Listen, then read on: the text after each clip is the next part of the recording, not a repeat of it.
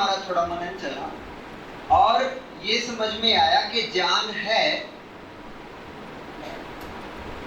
ये एक बात है अपने। जान है क्या है? वस्तु है, अर्थात वो एक वास्तविकता है, और वो जो वास्तविकता है वो व्यापक है, मूल ऊर्जा है। ये बात हमें स्पष्ट होगी। अब अगली बात है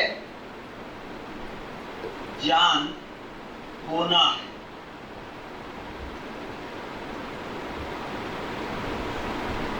ये जो जान होना है और जान है, हम इन दोनों को मिक्स कर देते हैं। जान होना है और जान है, इन दोनों को मिक्स करने से ये भ्रम हम में बनता है। तो जान होना है, ये क्रिया है, और ये क्रिया है, इसको हम नाम दे सकते हैं साक्षात्कार अनुभव।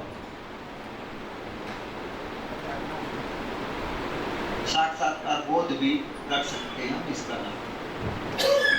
ये जान होना है। तो होने की क्रिया जो है ये जीवन में है, जान होना है। ये जान है, ये वस्तु रूप में प्राप्त है, लेकिन हमें पहचान में नहीं आया। इसके साथ हमारा सहअस्तित्व है, जो भाई बात कर रहे हैं। तो यहाँ जो आत्मा का जो सहअस्तित्व है व्यापक के साथ, वो हमें पहचान में नहीं आया। ये पहचानना ही जान होना है। तो ये दो बातें हैं, इसको दर्शन में हम मिक्स कर दें। अब अगली बात एक और भी है, वो है जान अभिव्यक्ति है, संप्रेषणा है,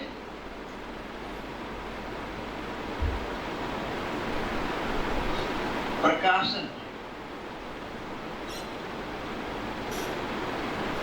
ये जो ज्ञान है, ये ज्ञान जिसको आप ज्ञान उच्चारण करते हैं, हम उसको ज्ञान उच्चारण कर रहे हैं। ज्ञान ये जो है, ये मार्ग है, ये रास्ता है, ये साधन है।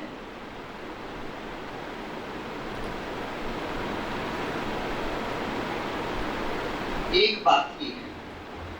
अब इसमें हमें ये समझ आता है कि ज्ञान फिर क्या है। तो ये जो रास्ता मार्ग साधन है, ये मध्यस्थ दर्शन है।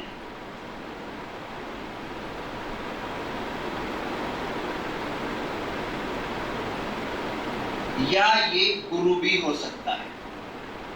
अगर बाबा जीवित हैं तो वो इनकी जगह पर है। तो साधन जो है वो साध्य नहीं है। साध्य आपको समझ आ रहा है? ये साध्य, ये दोनों को मिलाकर बने।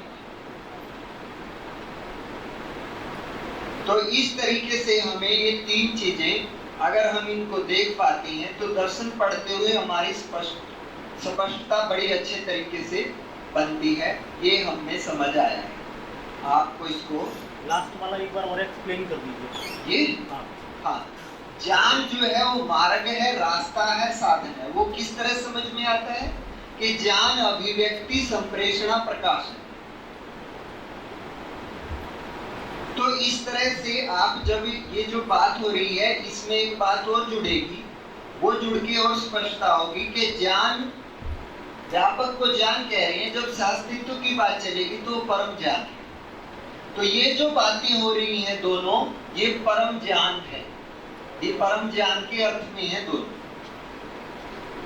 ये बात और ये बात परम ज्ञान के अर्थ में, यानी कि ये इकाई और इकाई का सहअस्तित्व, और ये व्यापक के साथ साथ। तो उस अर्थ में ये दोनों चीज है। तो ये यहाँ सहअस्तित्व तो नहीं दिखाई दे रहा, यहाँ केवल व्यापक। तो यहाँ ज्ञान कहा जा रहा है। तो इस अर्थ में जब ये अभिव्यक्ति, संप्रेषणा, प्रकाशन है, तो प्रकाशन का मतलब है कि पुस्तक के रूप में है, संप्रेषणा यानी कोई पहुंचाने वाला व्यक्ति है, अभिव्यक्ति कर रहा है। तो इस अर्थ से यहाँ गुरु समझ में आता है और पुस्तक भी समझ में आती है। तो ये रास्ता है, तो साधन साध्य नहीं है।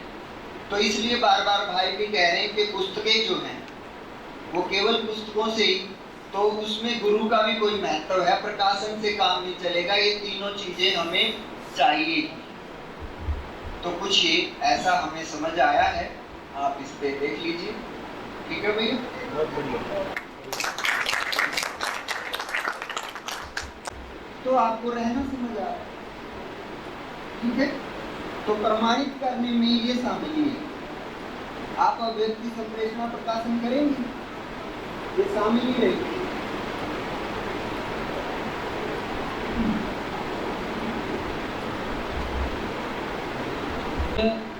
पूरा होने से जीवन मूल्य प्रकट होते हैं। प्रश्न क्या बना? मुझे यही बना कुल मिला के क्वेश्चन तो यही है कि अभी मेरे में बहुत पैसा होगा, तो आपके इस आंसर से मुझे ये समझ में आया कि दृश्य जो है बाबा जी, प्रमाण का दर्शन करना और उनको समझना और उस तरह से मेरी कल्पनाशीलता बनना, ऐसा ही। हाँ। तो अब जो संयम से जो स्थिति बन रही है जीवन की, उसकी अनुरूपता में अपना चित्त को व्यवस्थित करना, उसमें विधि और निषेध के जो सही है उसको सही मानना, जो गलत है उसको गलत मानना, उसी के अनुसार कार्य करना, उसी के अनुसार व्यवहार करना। ऐसा करने से मानसिकता जो है संयमित हो जाती है। मानसिकता संयमित होना बराबर चित्त का बुद्धि के अनुरूप होना। तो हम अध्ययन पूर्वक संयमित होने का प्रयास कर रहे हैं। विचारों में संयम का, व्यवहार में संयम का और कार्य में संयम का। इस तरीके से समाधि वाला रास्ता ना लेते हुए हम जागृति का अनुकरण करते हुए, सही को सही स्वीकारते हुए, गलत को गलत स्वीकारते हुए हम अपनी मानसिकता, कार्य और व्यवहार को व्यवस्थित करने का क्रमशः प्रयास कर रहे हैं, संयमित हो रहे हैं, जीवन में संयम की स्थिति को स्थापित कर रहे हैं।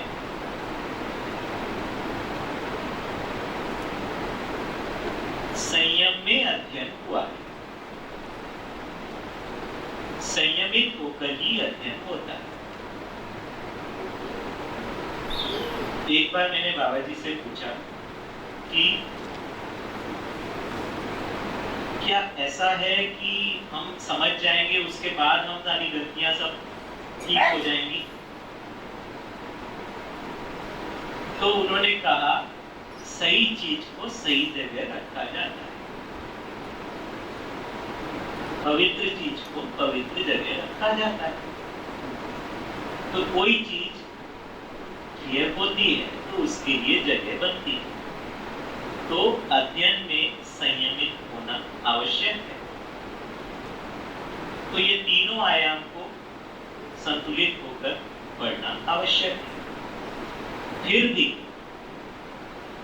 समझने वाला भाग को प्राथमिकता दी जाए, करने वाले भाग को, कुछ भागों को अभी साधन माना जाए, साध्य ना माना जाए।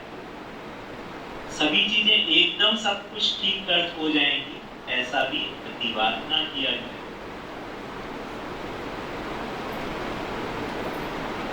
तो संयमित होने के लिए व्यवहार में संयमित होना, कार्य में संयमित होना और विचार में संयमित, ये तीनों ही है। संयमित होना मतलब क्या? मानसिकता पर नकेल डल रही है शब्द के द्वारा। व्यवहार में, संबंधों में सामाजिकता के रूप में संयमित हो रहे। स्वधन स्वनारी स्वपुरुष इस स्वरूप। व्यवसाय में स्वधन के रूप में हम संयमित हो रहे।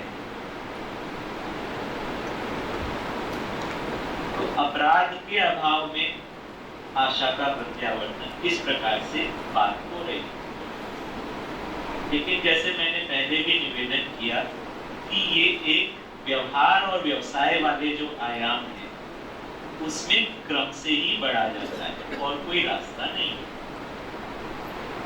तो भैया बाबा जी ने भी इसी थॉट को एक्सेप्ट किया था कि व्यवहार और कार्य में क्रम से बढ़ा जाए, क्योंकि मैंने जीवन विद्या परिचय पुस्तक में पढ़ा कि बाबा जी बोल रहे हैं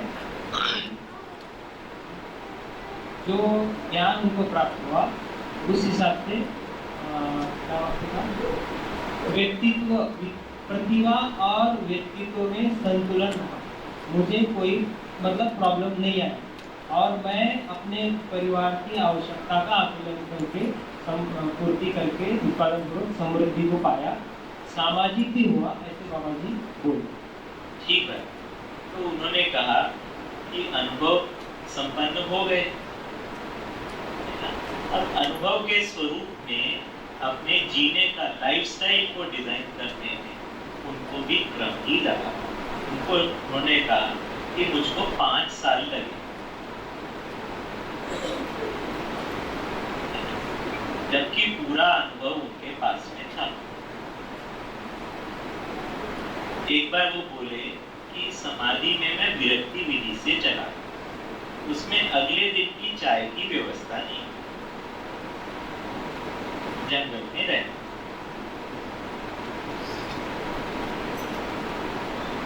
उसी विधि से चल के साधना से समाज संयम भी गई।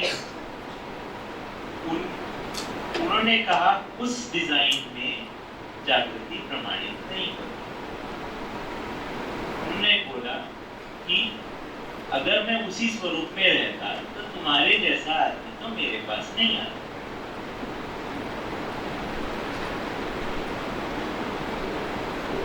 तो पूर्ण ज्ञान संपन्नता के बाद भी प्रमाणित होना क्रम से। अब हमारे लिए क्या सुविधा हो गई कि हम इस क्रम को अध्ययन करने से पहले ही आरंभ कर दे रहे हैं, मतलब अनुभव से पहले ही आरंभ कर दे रहे हैं। और इसी से मेरी पात्रता भी बढ़ेगी ना? इससे हमारी पात्रता भी बढ़ रही है। मेरा एक्चुअली उनके साथ जिद था शुरुआत के समय। एक बार बात पूरा कर लेता हूँ। मेरा उनके साथ में जिद था जो कि टूट गया। जिद था, आप कहते हो समझ के करो, मैं कहता हूँ समझूंगा तभी कुछ करूँ।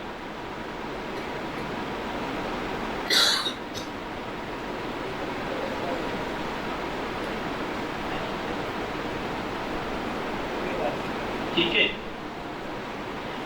तो उन्होंने कहा ये प्रयास ठीक है, लेकिन ये दुर्घट प्रयास।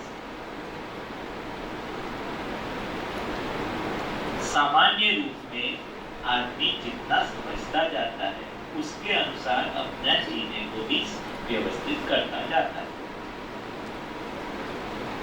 उसको उन्होंने नकारा नहीं, ऐसा संभव, लेकिन जो है सहज रूप यही है कि हमको जितना समझ में आता जाए उतना हम जीने में भी आते जाए। वही सहज रूप। हम केवल मानसिकता पर काम करेंगे, व्यवहार और व्यवसाय को छोड़ के रखेंगे, ये एक सीमा तक चलेगा। एक सीमा के बाद उसमें कुछ परिवर्तन करना पड़ेगा। वो परिस्थिति के अनुसार होगा और कुछ हमारी मानसिक पूर्वाग्रह के पूर्वाभ्यास के साथ भी हो और कुछ समझ के साथ भी हो। इसके सभी किसी कॉम्बिनेशन में हम मैं भी हूं, आप भी हैं। इस तरीके से अध्ययन में सुगम रास्ता यही है जैसे जैसे हम समझते जाएं, वैसे वैसे उसके अनुसार यथासंभव अपने जीने में कुछ सुधार करते रहें। तो उस तरीके से एक सुगम रास्ता बनता है। उसके लिए बाबा जी ने सूत्र दिया, यथास्थिति में संतुलन, विकास में प्रवृत्ति।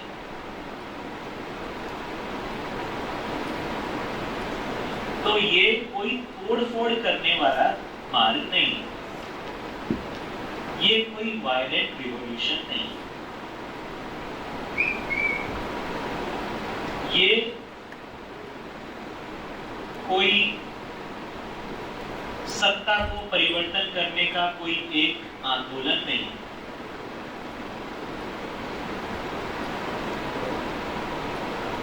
ये एक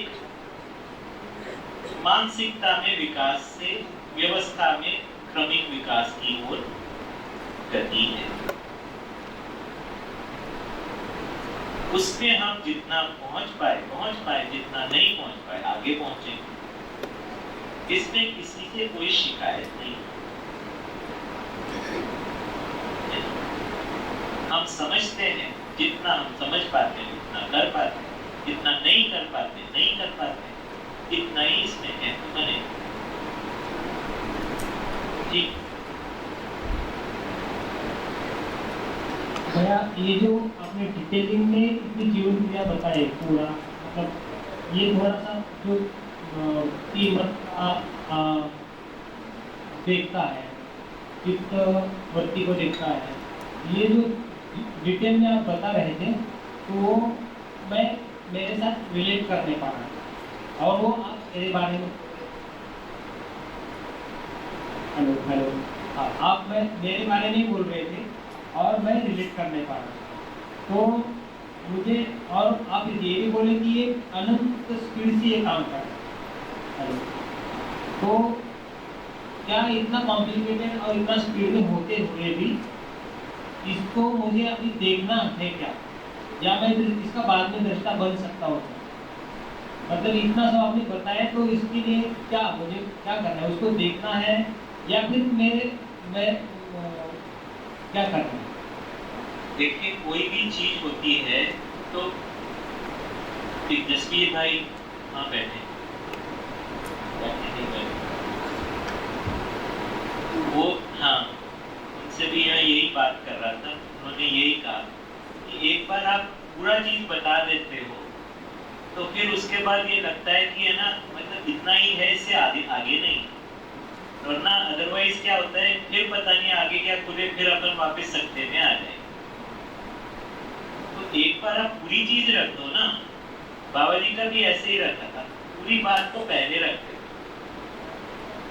तो बचता धीरे धीरे ही है। हम कुछ को दबा के रखें, कुछ को बताएं, ऐसा नहीं। एक्चुअली अगर आप अपने आप से भी पूछें, आप पूर्णता चाहते हो या आधा अधूरा चलेगा, समाधान चाहते हो या समाधान का लॉलीपॉप चलेगा? पूरा चाहते। तो पूरी बात आनी चाहिए। तो इसलिए, और ये कोई मुश्किल भी नहीं है। आज के समय हम जितना देख पा रहे हैं, आगे उससे ज्यादा देख पाएंगे। जितना वो स्थिति है उतना तो हम कुछ उसका अनुमान कर ही पाते हैं। ये आगे बढ़ने का रास्ता है। ठीक,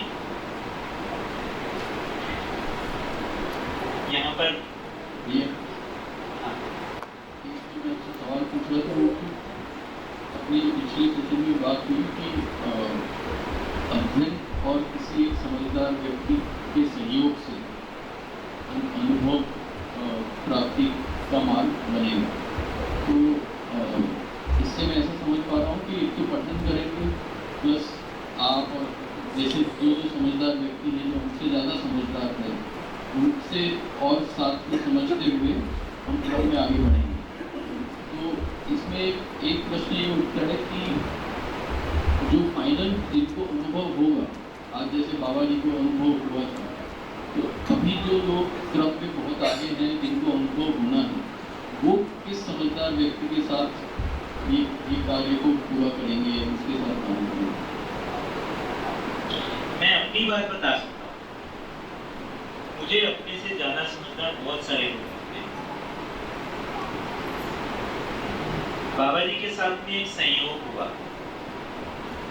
उसमें से कुछ भाग अपने नजर में आया, कुछ भाग अनदेखा रह गया, अनसुना रह गया। जितनी पात्रता थी उतना ही रिसीव हो पाया, उससे ज्यादा होता भी कैसे। अब इसके बाद में मैं जब ऐसे लोगों से मिलता जो मुझे लगता है मुझसे आगे, क्योंकि मुझे पता भी नहीं रहता कि मुझे कि किस बात में आगे, लेकिन अपने को एहसास होता है। फिर उनकी बात को मैं सुनता हूँ, उसमें से कुछ भाग जो हैं जो मेरे प्रति शायद समझ में आए हैं, उनके साथ एक रेजोनेंस बनता है। हाँ, ऐसा ही, वो भी ऐसे ही सोच रहे हैं, मैं भी वैसे ही सोच रहा हूँ। कुछ भाग में लगता है जो उससे जुड़ती भी कुछ आगे की बात है, तो उसमें वही रोमांचकता हो रही है जो बाबा जी के साथ में हो रही है। तो उस तरीके से ये क्रम बनता है। और कुछ भाग में लगता है ये कुछ डिफरेंट कह रहे, मैं कुछ थोड़ा सा डिफरेंट, कुछ छोटा सा वेरिएशन देखता है, तो वो आपस में संवाद की जगह बनती है। मैं समझता हूँ सबकी ऐसी ही कुछ स्थिति है। बाबा जी के जाने के बाद में हम हताश हो गए, ऐसा नहीं, मेरे साथ तो नहीं, और मैं जितने भी लोगों से मिला उनके साथ भी ऐसा नहीं हो, बल्कि जिम्मेदारी का भाव भी आया, अपने लिए भी कभी गति ही दिखती, और इस तरीके से गाड़ी है। बाकी जो गरीबी है वो गरीबी है ना, वो आगे ठीक होगा, उसका और क्या बताए।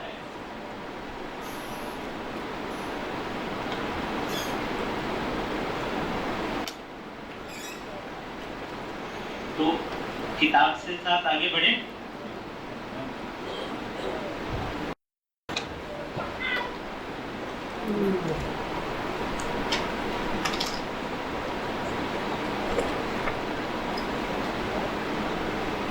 हम 4 चैप्टर्स पढ़ चुके हैं।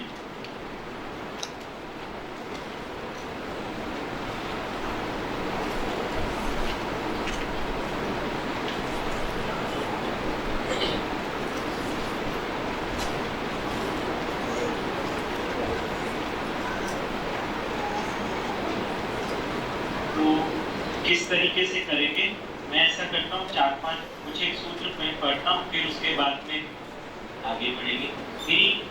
मेरा मन तो ये करता है कि सारी चीजें अपन साथ साथ पढ़ लें,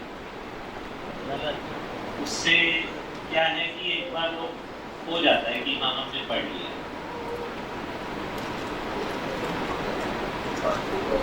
तो ऐसा करते हैं, 5-5 सूत्रों को पढ़ते हैं, और फिर उसके बाद में कुछ क्लैरिफिकेशन हो तो वो पूछ लेते हैं। फिर ऐसे ही हम अपने में से माइक तो है ही, और ये प्रोसेस ठीक रहेगा, है ना। अध्याय 5, निर्भरता ही विश्राम। अशेष मानव विश्राम की आशा एवं प्रतीक्षा में है। समाधान की ओर विश्राम का तथा समस्या की ओर श्रम का अनुभव है। समाधान एवं समस्या मानव के लिए बौद्धिक एवं भौतिक भेद से है। भौतिकता में समृद्धि ही समाधान, अन्यथा समस्या है। बौद्धिकता में अनुभूति ही समाधान, अन्यथा समस्या है। बौद्धिकता में अनुभूति का अर्थ है सह अस्तित्व रूपी परम सत्य का अनुभव तथा इसके अध्ययन पक्ष को समाधान एवं इसमें व्यवधान पक्ष को समस्या की संज्ञा। अनुभूति तथा समृद्धि दोनों क्रियाएं अनुभव क्रिया पूर्वक जीवन विकसित चेतना स्वत्व रूप में, जबकि समृद्धि के लिए कार्य क्रिया शरीर यात्रा पर्यंत एक आवश्यकता है। शरीर यात्रा के समापन के साथ ही इसकी आवश्यकता भी समाप्त होती है, इसलिए यह सामयिक है। इस प्रकार अनुभव सहज निरंतरता सिद्ध हुई।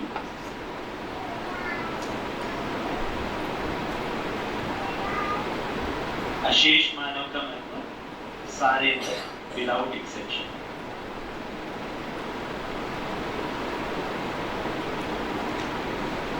विश्राम की स्थिति किसको कह रहे हैं? अनुभव को।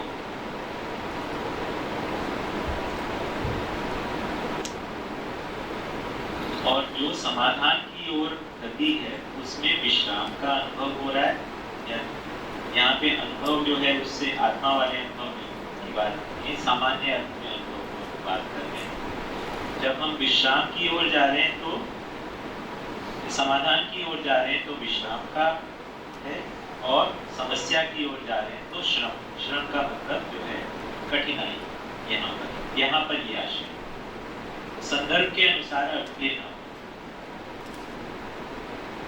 तो अगर हम अध्ययन के क्रम में आगे बढ़ रहे हैं और हमको कठिनाइयां बढ़ रही हैं, इसका मतलब अपने को डायरेक्शन चेक करने की आवश्यकता है। तो ये जो रास्ता है वो सुगम है।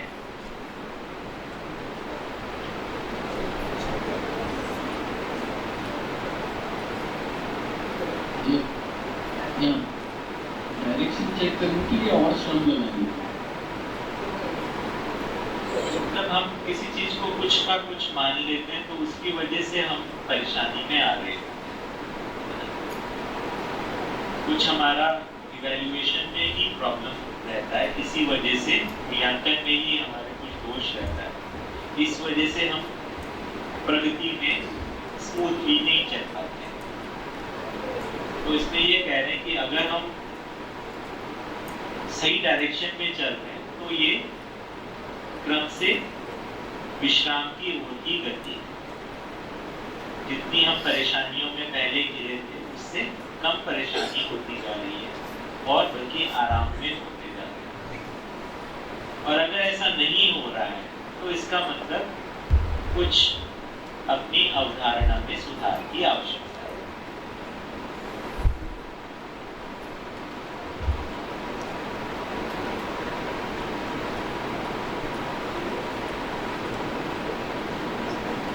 दो पक्ष बताए, भौतिकता पक्ष और बौद्धिकता पक्ष। भौतिकता पक्ष जो है वो शरीर के साथ जुड़ा है और बौद्धिकता पक्ष जो है वो जीवन के साथ जुड़ा है। तो भौतिकता वाला पक्ष में समृद्धि का को पाना, तो समाधान और समृद्धि की संयुक्त गति होने की आवश्यकता है अध्ययन का। इसमें से समाधान को प्राथमिक रखने की आवश्यकता है।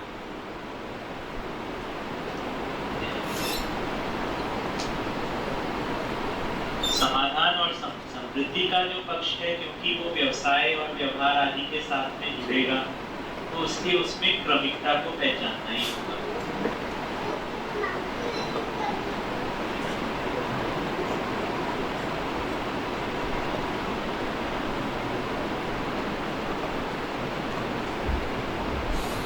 आगे कौन पढ़ेंगे? क्रिया है उपलब्धि। क्रिया है। देखिए, है तो वो क्रिया है, बिना श्रम के समृद्धि नहीं। खाली अपने पास में बहुत हो गया है, उससे हमको लग रहा है कि हाँ हम समृद्ध हो गए, ऐसा होता नहीं। समृद्धि के लिए व्यवसाय पक्ष जुड़ा होना आवश्यक है। अगर मैं अपनी बात करूं तो एक प्रकार से देखा तो व्यवसाय से हम विरक्त हो गए, है ना। वहां पर लगा कि ये तो ठीक नहीं है, तो उसको छोड़ दिया। लेकिन छोड़ देना कोई समाधान नहीं है। समाधान में व्यवसाय पक्ष जुड़ा होना आवश्यक है। उसके लिए हम अभी तक छूट रहे हैं, अभी तक कुछ डिजाइन पकड़ते नहीं आए, या साहस नहीं बन पाए, या फिर कुछ पूर्वाग्रह। तो समृद्धि क्रिया ही है। समृद्धि जो है श्रम के साथ जुड़ी, श्रम की मानसिकता बनाना, आवश्यकताओं का निर्धारण हो पाना, उसके लिए क्रम को पहचान पाना, ये सब क्रियाएं हैं। संतुलन बैठा पाना, क्रम को बैठा पाना। आज मान लो हम 100% संग्रह पर दिए, कल 1 साल बाद 2 साल बाद 90% में जी पाए, 10% में परिवर्तन, ये क्रम को पहचान। समृद्धि के लिए भी एक समृद्धि क्रिया ही है, और अनुभूति तो क्रिया ही है। तो ये बहुत आवश्यक है कि इसको वास्तविकता के साथ जोड़ा जाए। हम केवल फील करेंगे समृद्धि, क्रिया से नहीं जुड़ेंगे, उसका कुछ मतलब नहीं।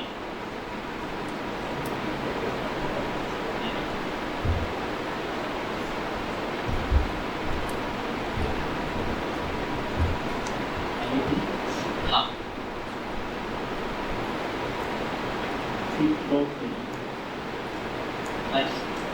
बौद्धिकता में अनुभूति का सहज रूपी परम सत्य का अनुभव तथा इसके अध्ययन पक्ष को समाधान और इसमें व्यवधान पक्ष को समस्या की संज्ञा है। अनुभूति तथा समृद्धि दोनों क्रियाएं हैं।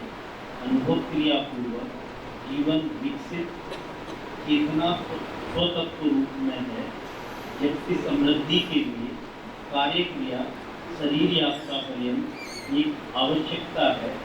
शरीर यात्रा के समापन के साथ ही इसकी आवश्यकता भी समाप्त होती है, इसलिए यह सामायिक है। इस प्रकार अनुभव सहज निरंतरता सिद्ध हुई। सफलता केवल निर्भम अथवा निभ्रांत अवस्था में ही है। ज्ञानावस्था के संपूर्ण मानव ही निभ्रांत अवस्था के निकटवर्ती हैं। जागृति का तात्पर्य सह अस्तित्व में अनुभूति सहज प्रमाण है। जागृत मानव के निकटवर्ती मानव जागृति क्रम में होना पाया जाता है। यही भ्रांत मानव है, यही पशु मानव व राक्षस मानव है। अतः यह सिद्ध होता है कि जागृति भ्रमहीनता अथवा विभ्रांत स्थिति की उपलब्धि है। जो जैसा है उसको वैसा जानना, मानना एवं पहचानना ही विभ्रांत स्थिति की उपलब्धि है अथवा विभ्रमता की स्थिति है, क्योंकि है का अध्ययन है।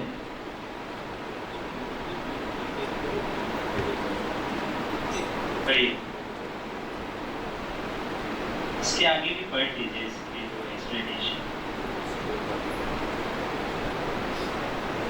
जो जैसा है उसको वैसा जानने का तात्पर्य है शब्द द्वारा इकाई के रूप, गुण, स्वभाव व धर्म इंगित हो जाना। सत्ता में संपूर्ण एक है। सत्य व्यापक में समाहित जड़ चैतन्य प्रकृति है, यही परम सत्य है। अतः सत्यता का ही वस्तु स्थिति के रूप में अध्ययन है और इसी की समझ और प्रमाण उपलब्धि है। उपलब्धि मात्र सह अस्तित्व में से के लिए होती है, सत्यता सहज अस्तित्व स्वरूप है, क्योंकि नित्य वर्तमान है। बढ़िया। आगे कोई इसके ऊपर कुछ क्लैरिफिकेशन? समृद्धि में जो फील वाला पार्ट है वो भौतिक है। समृद्धि केवल फीलिंग नहीं है। नहीं, भौतिकता और फील दोनों पार्ट है उसमें।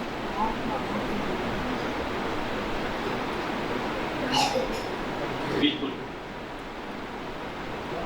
जीवन में भी समृद्धि के साथ में कुछ घटित हो रहा है। समृद्धि की पहचान परिवार में हो रही है। परिवार से कम में समृद्धि की पहचान नहीं होगी।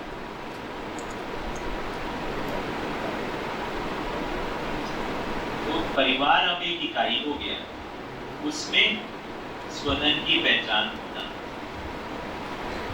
उसमें व्यवसाय की पहचान होना, उसमें आवश्यकताओं का निर्धारण होना, उस आवश्यकता को पूर्ति करने के लिए कुछ कार्यक्रम होना और उसकी उपलब्धि होना, ये समृद्धि की स्थिति है। और उसकी निरंतरता को लेकर आश्वस्त होना।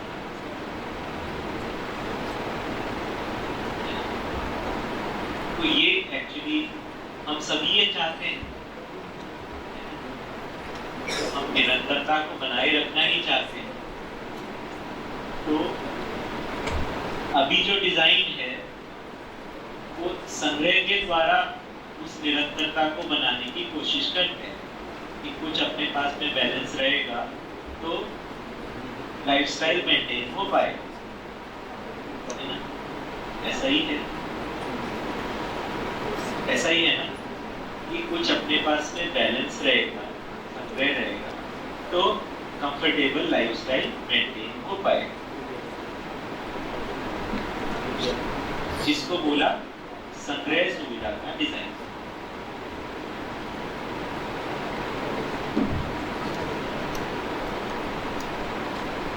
समाधान समृद्धि के डिजाइन की बात हो रही है। समाधान समृद्धि में क्या भौतिक वस्तु रहेगा कि नहीं रहेगा? रहेगा। आवश्यकता से अधिक रहेगा। आवश्यकता निश्चित है। किस चीज की आवश्यकता होगी? शरीर पोषण, संरक्षण और समाज वृद्धि। तो किसी परिवार को अपने शरीर पोषण, संरक्षण और उसको जितनी समाज वृद्धि में भागीदारी करनी है उसके लिए आय की व्यवस्था करना, ये समृद्धि का कार्य है। उसके साथ समृद्धि का भाव भी आएगा। और अब इसमें अपन ये भी जोड़ रहे हैं, ये जोड़ना हमें आज की परिस्थिति से संतुलन बनाकर करने के रूप में है।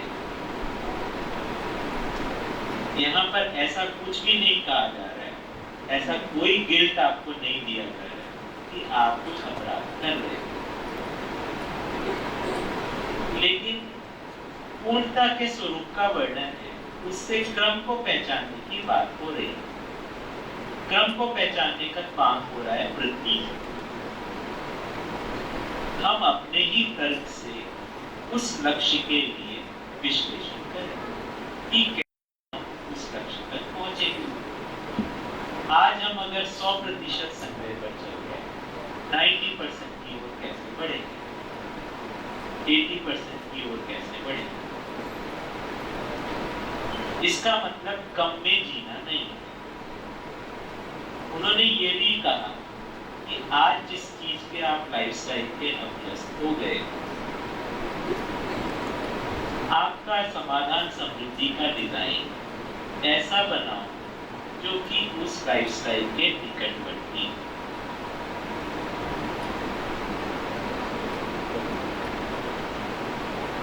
क्योंकि अगर ऐसा नहीं करते तो आपका भाव नहीं बनेगा और परिवार में ऐसा कुछ नहीं होगा।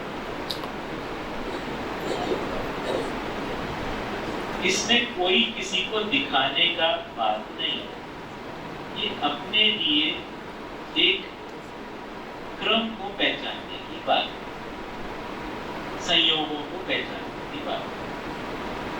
हम इतना कर पाते, नहीं कर पाते।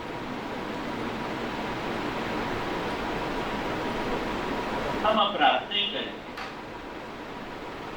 धीरे धीरे उससे और अच्छा करेंगे। इस बात में बाबा जी हमेशा इस बात को रखते थे कि ये मान के चले सभी सही हैं या सही होना चाह रहे हैं या सही हो जाएंगे, इसके अलावा किसी और दृष्टि से देखना है।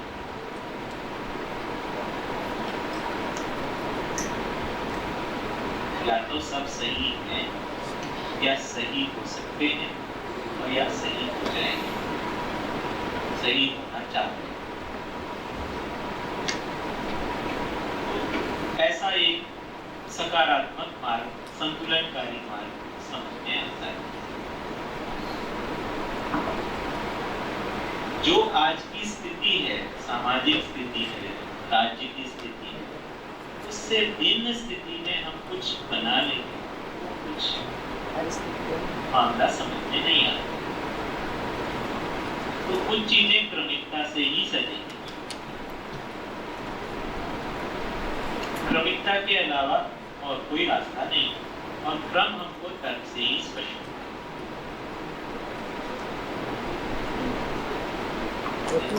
तो ये आदर्शवादी मामला नहीं। आदर्शवादी में ये है कि ये चीज सही है, बाकी सब गलत है, हटाओ उसको।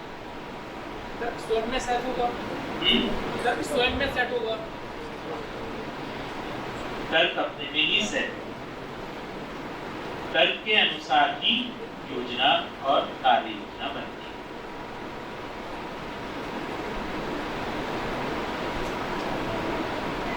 उसको इस तरीके से बेसिकली आज हम जितना अच्छे से जी रहे हैं, कल उससे अधिक अच्छा जिएंगे, परसों उससे और अच्छा जिएंगे। ऐसा इसका क्रम बनाने की आवश्यकता है।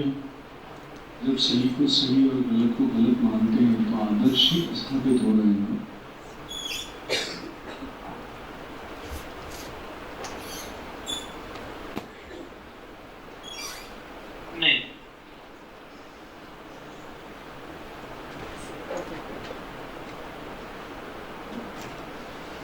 आदर्श है कि हम विचार में सही और गलत का विश्लेषण कर रहे हैं और साथ में गलत से सही की ओर क्रम को पहचान रहे हैं। अगर मान लो क्रम को नहीं पहचानते तो आदर्श होता।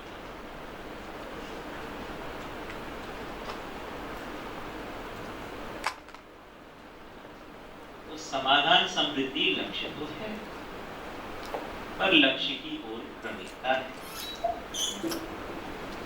कुछ भी ऐसा नहीं है कि आपको किसी ने छू दिया आप जागृत हो गए, ऐसा कुछ नहीं। आपने कुछ करा, एकदम से आप समृद्ध रूप में, श्रम से समृद्धि करने के स्वरूप में आ जाओगे, ऐसा कोई नहीं।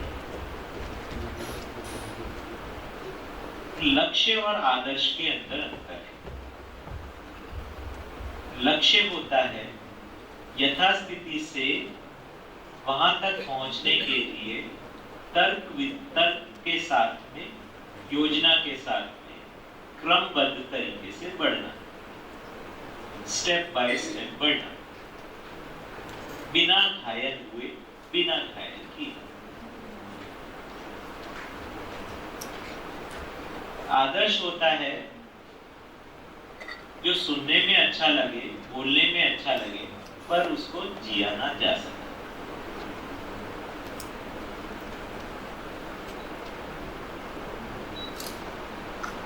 तो ये लक्ष्य और आदर्श के अंदर भेद करना आवश्यक है।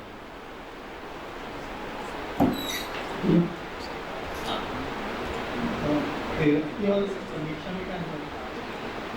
व्यक्ति और समीक्षा में क्या अंतर है?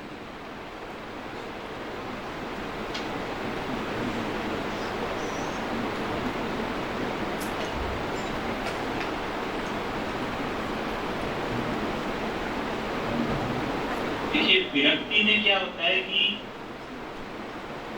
कुछ हो ही नहीं सकता, ऐसा भाव बनता है ना। क्या करना है ये क्लियर नहीं होता है, ये नहीं करना है ये क्लियर होता है।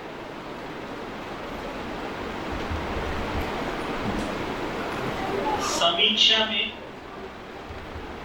बैलेंस विधि से देखना, समीक्षा, इच्छा मतलब देखना, तो एक आपने बैलेंस विधि से देख लिया कि ठीक, यहाँ पर हम पहुंचे, परंपरा से जो अच्छे से अच्छा हमको मिला हमने किया, इससे आगे हमको कुछ दिखता है, इसके लिए हम कुछ करेंगे, है ना। एक बार बाबा जी ने इसके लिए बोला कि परंपरा से जो अच्छे से अच्छा मिलता है उसको स्वीकारते हुए अगर उससे अच्छा करने की अपने में प्रेरणा बनती है तो उसको नकारा ना जाए।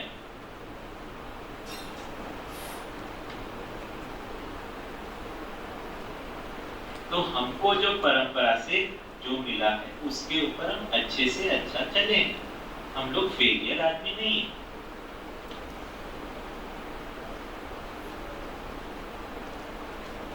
उससे अच्छा करने की कुछ प्रेरणा हुई तो उसको स्वीकार करें। परंपरा में जितना भी अच्छा हुआ ये वो तो की 4.5 क्रियाओं में। देखिए, इसको ऐसे जज करना मुझको लगता है ठीक नहीं। परंपरा में जो सही हुआ है, सही जिसको हम कह रहे हैं इस अर्थ में हुआ है, वो आत्मा तक उसकी पहुंच है।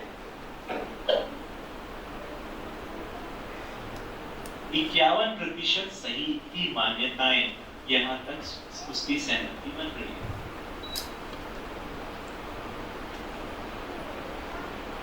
तो जरा इस लाल लाइन को थोड़ा हटाने की कोशिश कीजिए।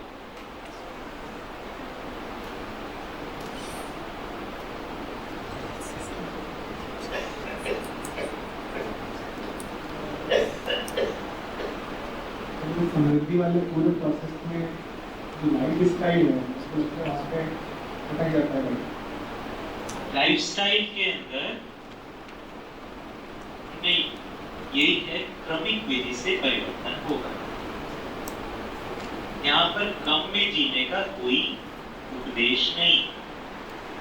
बाबा जी ने मुझे यहाँ तक कहा हर एक काम की उपयोगिता अगर हेलीकॉप्टर रखने से पूरी होती है, हेलीकॉप्टर रखो।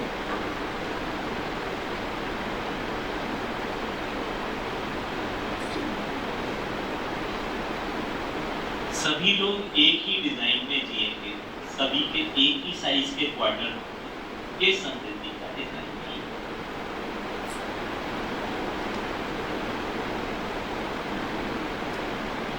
आज के समय हम जहां से खड़े वहीं से हमारी आगे की गति होगी। आज जो हो रहा है वो भी सच्चाई का भाग है, इसको स्वीकारना होगा। ये भी पूर्णतः सत्य है, ये भी अस्तित्व ही है, वो भी नियति क्रम का भाग है। आदर्श होता है ये जो है इसलिए कहीं और है।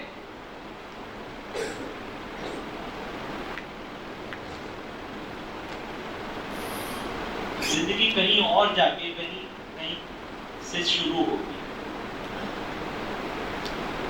हम चाहे एक स्कूल में पढ़ाते हो या कोई बिजनेस करते हो या कोई 1 रुपया कमाते हो 1 लाख कमाते हो, वही भी कुछ भी करते हो, वहां से ही हमारी गति है। हमारा पहला कदम जहां हम हैं वहीं से ही बढ़ सकता है,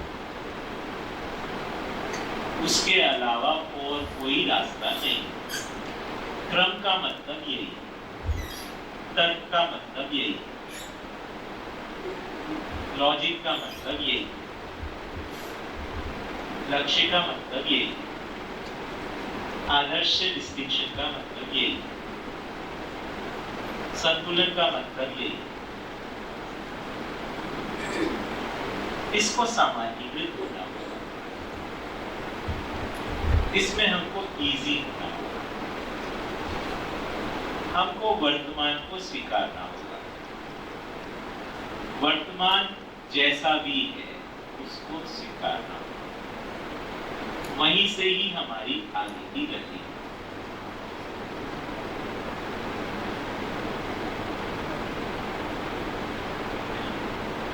वर्तमान को स्वीकारते हैं, लक्ष्य को स्वीकारते हैं, उससे लक्ष्य के आज के वर्तमान से उस वर्तमान की ओर क्रम को पहचानते हैं,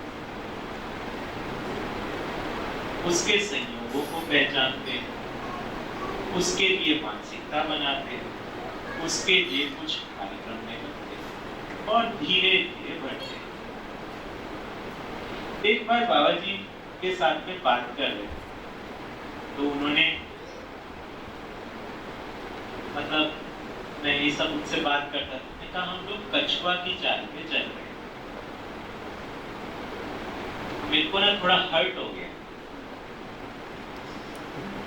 मेरे को लगा कि मतलब मैं इंटेलिजेंट नहीं हूँ और समझ नहीं सकता, मेरी बुद्धि ठीक नहीं है और बेसिकली स्लो हूँ।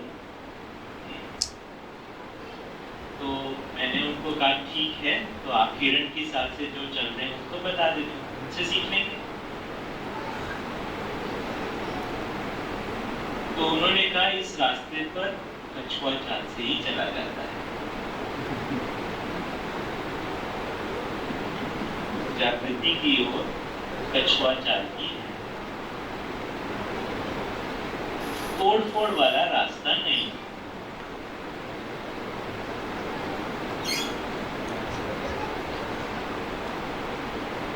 तो मुझे ये लगता है अगर कोई चीज सर्व सामान्यीकृत होनी है तो हमको इसको रियलिस्टिक बनाना होगा, इसकी रियलिटी को स्वीकारना होगा,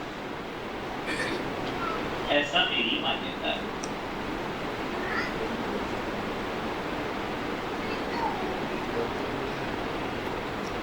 उन्होंने कहा कि जब मैं इस रास्ते पर निकला, मैं सब कुछ को छोड़ के निकला, एकदम जंगल में आ गया।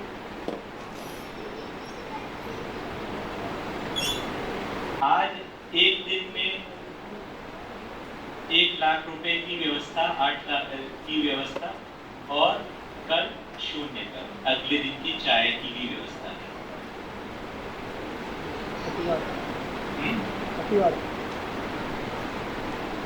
विरक्ति के बगैर साधना नहीं हो सकती। उस विधि उन्होंने कहा कि सब में ऐसा साहस होगा, ऐसा मैं विश्वास नहीं करता। किसी में भी नहीं होगा, ऐसा भी नहीं, कुछ में होगा। सहज उपाय यही है कि हम स्टेप बाय स्टेप चलें, क्रम से चलें, संतुलन बनाकर चलें, तभी वो व्यवहारिक हो, तभी वो सर्वसामान्य को स्वीकृत हो।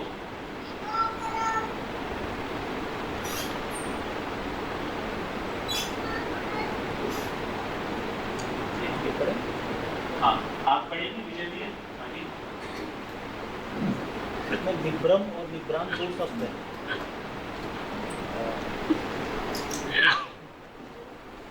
ये मेरे हिसाब से तो दोनों एक ही है। इसमें निभ्रम जो है वो बिना भ्रम के, और निभ्रांत होगा भ्रम का अंग। ऐसा शायद ठीक ही लगा है सुनने में, और मैं देख सोच के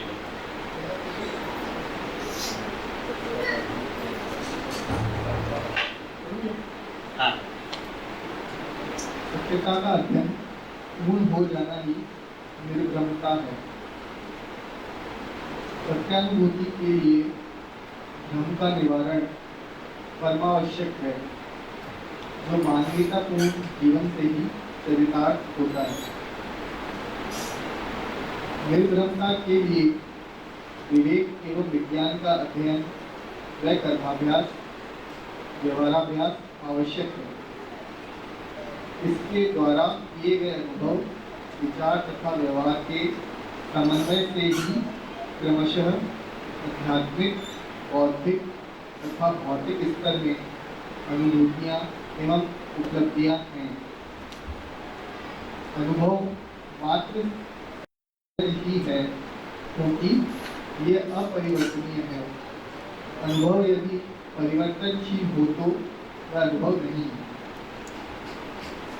भौतिक क्रिया परिणामी है, अतः सामायिक सिद्ध है। समस्त क्रियाएं नियमों से अनुशासित तथा संरक्षित परिलक्षित होती हैं। नियम अपरिवर्तनीय है, इसलिए नियम सत्य एवं नित्य सिद्ध।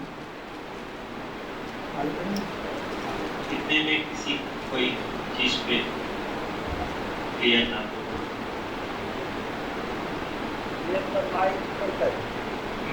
हाँ, इतने में कोई चीज क्लियर नहीं हो तो उस पे बात हो सकती।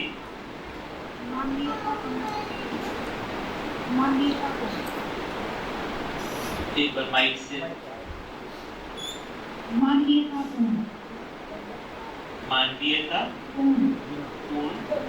जीवन, मानवीयता पूर्ण जीवन। कौन से वाला है? अच्छा, मानवीयता पूर्ण जीवन। यहाँ पे जीवन से आशय जीना, मानवीयता पूर्ण विधि से जीने में ही चरितार्थ होता है, या मानवीयता पूर्ण आचरण से ही चरितार्थ होता है। तो ये कह रहे हैं कि सत्य में अनुभूति के लिए भ्रम का निवारण परम आवश्यक है। तो भ्रम रहेगा तो सत्य में अनुभूति नहीं रहेगा, है ना? तो चित्त तक भ्रम है, जब तक भ्रम रहेगा तो सत्य में अनुभूति नहीं हो सकता है। तो उसके लिए मानवीयता पूर्ण जीवन क्या कर रहे हैं हम उसमें? मानसिकता, कार्य और व्यवहार को मानवीयता का अनुकरण कर रहे हैं। तो हम हर चीज में न्याय को पहचान रहे हैं। तो इस अभ्यास में हो क्या रहा है? इसे न्याय की भी एक परिभाषा आती है, मानवीयता पूर्ण आचरण ही न्याय है ना?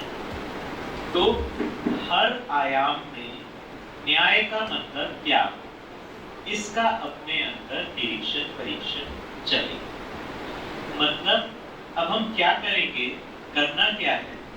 हम जितना भी हमको न्याय पकड़ने आया है, सम टोटल में जितना भी हमको समाधान समझने आया है, उसके अनुसार अपने जीने की परिस्थितियों को देखना शुरू करें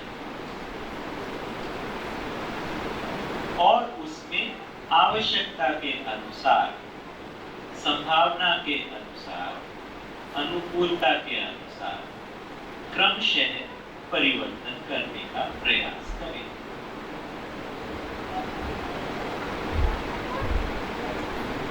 हम जहां हैं वहीं से ही हम आगे बढ़ें।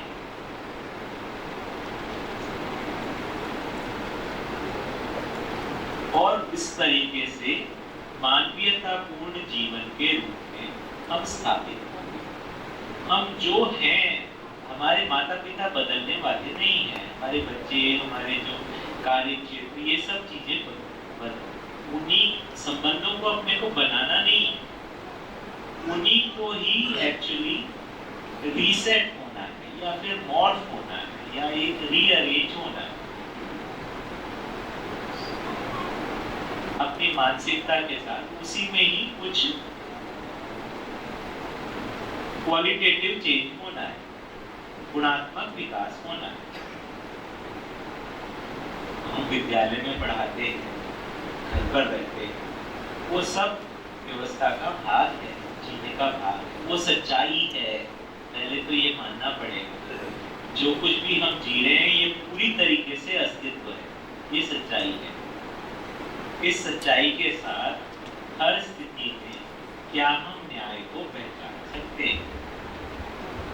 कितना भी, जितना भी हमको पल्ले पड़ा है, उतना हम उसको पहचान क्या उसमें हम कुछ क्रम को पहचान सकते हैं कि आज हम जितना अच्छा कर पा रहे हैं कल उससे ज्यादा कर पाएंगे? ये एक्चुअली मानवीयता पूर्ण जीने का मतलब है। जागृति क्रम एक वास्तविकता है। जागृति क्रम में अपने आप को पहचानना और उस क्रम में अपने आप की प्रगति को पहचानना ये आवश्यकता है, नहीं तो हम इजी नहीं हो पाएंगे। अगर हम अपने ऊपर बर्डन ले लेंगे कि अरे कोई बहुत परफेक्ट स्टेट है वो कहीं और होगी और हम तो 4.5 बातें करते लोग हैं, ये कहाँ अपने को कुछ नहीं दे रहे।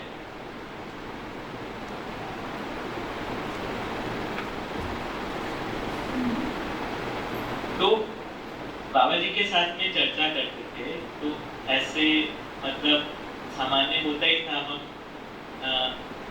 ये परेशानी हो रही है, ऐसे हो रहा है, इस तरह से ये कैसे आप जो बोल रहे हैं उसके साथ में कैसे बैठाएं इसको। अभी संसार में कितना अविश्वास और वो सब हो रहा है, आप विश्वास की बात करते हो, अब इतना अंतर विरोध नहीं हो जाएगा। मतलब आप बात कुछ कर रहे हो, संसार की स्थिति कुछ और है, इस तरीके से मतलब उनके साथ में बात होती ही थी। तो उनका ये कहना था कि देखो मैं जो बात कर रहा हूँ वो क्या संभावना है तुम्हारे अंदर, क्या पोटेंशियल है उसकी बात कर रहा हूँ, जिसमें समस्या नहीं है। अब तुम उसको सुनने में ही अपनी समस्याओं को ला के बिठाते हो, ये कहाँ तक न्याय होगा?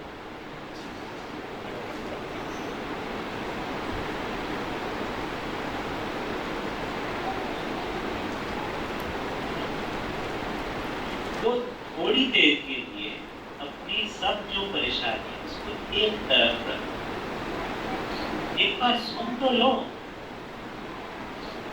कि क्या है, और फिर उसके बाद में सोचो उसका क्रम कैसे बनेगा, है ना? तो सुनना जो है ये भी अपने आप में एक महत्वपूर्ण भाग है ना? तो उनसे एक बात भी हम आपको कैसे सुने जिससे हमको समझ में आए, ये जिज्ञासा बनती है। कहा कि जो कहा जा रहा है उसको वही उतना ही सुनो, उसके साथ अपनी पूरी पुराने जो नोशंस हैं, पुराने आग्रह हैं, पुराने स्मृतियां हैं, उसको उसके साथ जोड़ने का प्रयास मत करो। अपने पुराने डिजाइन में उसको फिट करने का प्रयास मत करो। अभी केवल उसको सुनो कि क्या कहा जाए, तभी सुनना पूरा हो।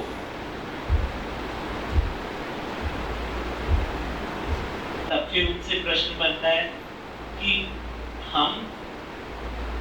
हमारी पूर्व स्मृतियां तो है ही, उनको छोड़ के हम कहां पर जाएंगे, और उसमें हम कुछ उटपटांग भी किए हैं और उसका प्रभाव हमारे ऊपर भी है। तो इसको हटाकर हम कैसे आपकी बात को सुने? आपने तो समाधि से सब कुछ को चुप कर दिया, तब आप देख पाए, हम तो कुछ समाधि वमाधि किए नहीं है, तो हम कैसे उस सच्चाई को यथावत ग्रहण कर सकते हैं?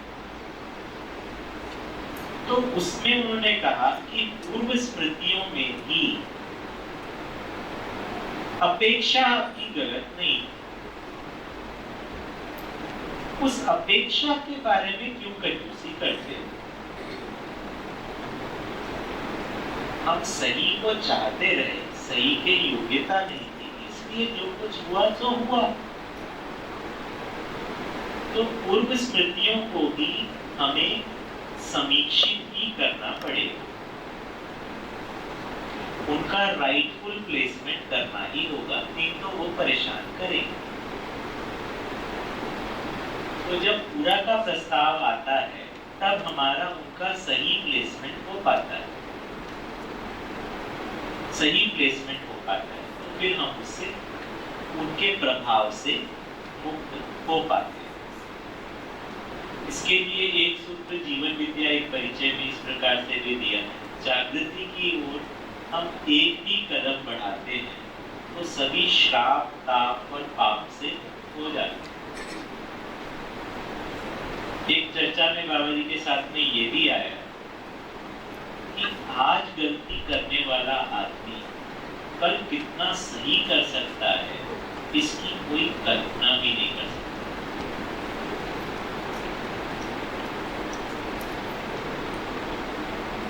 तो ये एक्चुअली अपने अंदर पहचानने की जरूरत है। इसमें हमारी जो पास्ट मेमोरीज है, सब कुछ है, उसको अपने को सही प्लेसमेंट करने की जरूरत है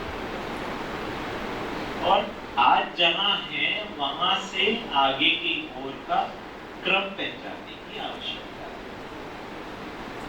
व्यवहार में भी और व्यवसाय में और जागृति को लेकर। तो बिना तोड़फोड़ के हम कैसे सुगमता से आगे बढ़ सकते हैं, ये रास्ता हमको हर परिवार में निकालना है। ये एक्चुअली एक व्यवहारिक बात है।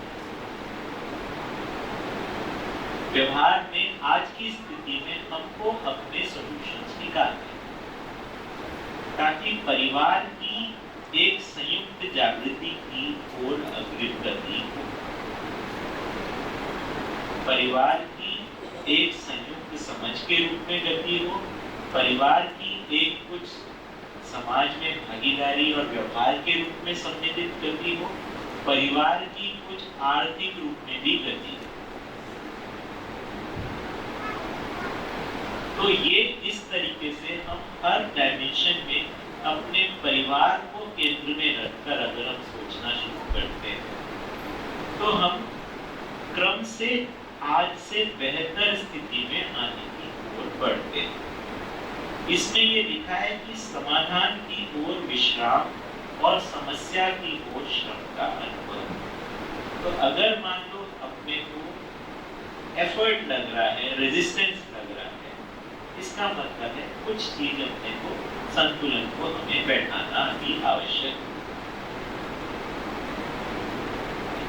तो आज की यथास्थिति में संतुलन का मतलब आपके लिए क्या है वो आप ही निकाल पाओ। मेरे परिवार में जो संतुलन का मतलब है उसको मैं ही, मेरे परिवार के लोग ही निकाल पाए। ये आदर्श नहीं है।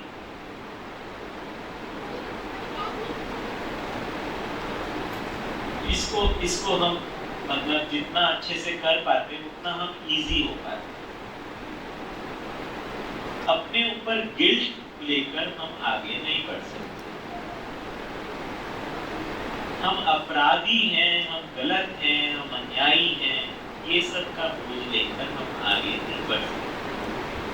हमें न्याय की अपेक्षा है, सही करने की चाहत है, सही का आधार है, इसको लेकर हम आगे बढ़ सकते हैं। सही की संभावना है, इसको लेकर हम आगे बढ़ सकते हैं। बढ़िया, आगे चलते हैं। कौन पढ़ेंगे? आप पढ़ेंगे?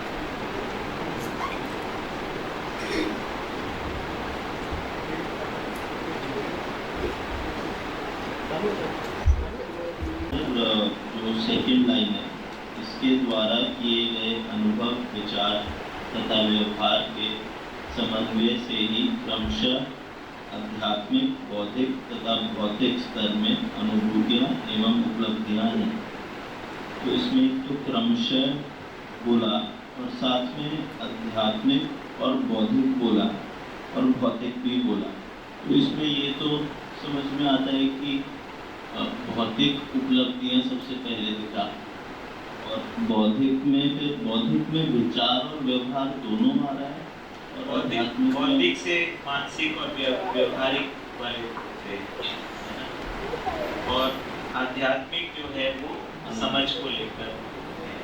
तो हमारी एक आग्रित गति है, उसमें एक भाग जो है वो समझ को लेकर गति है, एक भाग जो है व्यवहार को लेकर गति है, एक भाग जो है वो व्यवसाय को लेकर गति है। तो उनको लेकर हमारे उपलब्धियां हैं। तो आध्यात्मिक बोल रहे हैं तो उसमें अनुभव कैसे आध्यात्मिक उपलब्धियां, देखिए हमको कुछ समझ आता है, स्थिर हो जाता है, अनुभूति होता है, वो भी एक आध्यात्मिक उपलब्धि है। क्योंकि कुछ भी अवधारणा हमारी बन रही है वो हिलती नहीं है उसके बाद, तो वो हमारा धन बन जाता है, उपलब्धि होता है। भले हम उसको सत्यापन नहीं करें बट हमारे साथ में वो स्थिर है, उसको कैसे नकारा जाए, उसको कोई तर्क हरा नहीं पा रहा है, वो हमारे साथ में तृप्ति के रूप में बना हुआ है, उससे हमसे जो भी मिलते हैं उसको भी तृप्ति मिलती है, तो इसको कैसे नकारा जाए।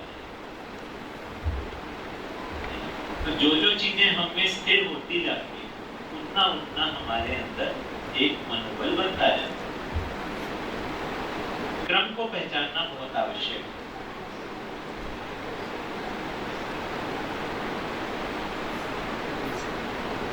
इसी में प्रश्न है, विवेक श्रम है या स्वयं स्फूर्त है या दोनों का मिश्रण है? विवेक प्रयास है, प्रयास से उपलब्धि है, या पहले से ही उपलब्धि है और उस पर प्रयास हो रहा है? विवेक को कहा, विवेक को बुद्धि के स्तर पर पहचाना गया। विवेक के 3 भाग कहे, जीवन का अमृत, शरीर का नश्वर और व्यवहार के नियम।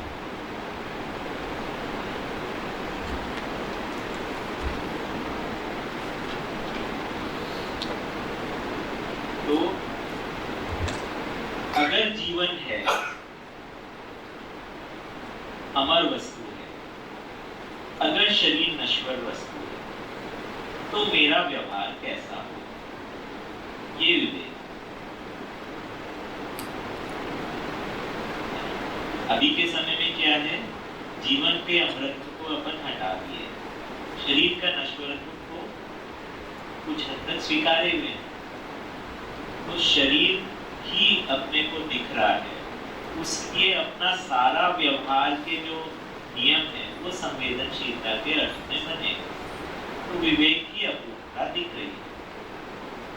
लेकिन अगर हम जीवन का अमृतत्व और शरीर का नश्वरत्व को बेसिस बनाकर व्यवहार के नियमों को पहचान रहे हैं, तो ये एक नया क्वालिटी का विवेक बन रहा है, उससे फिर अपने अंदर चित्त का डिजाइन बदल रहा है।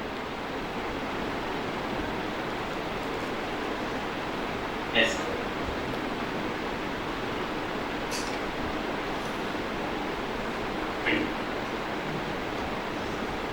अनुभवगामी विधि से अक्षर बोध के बिना सत्यानुभूति विवेक, सत्वमुखी समाधान संभव नहीं। अनुभवगामी बोध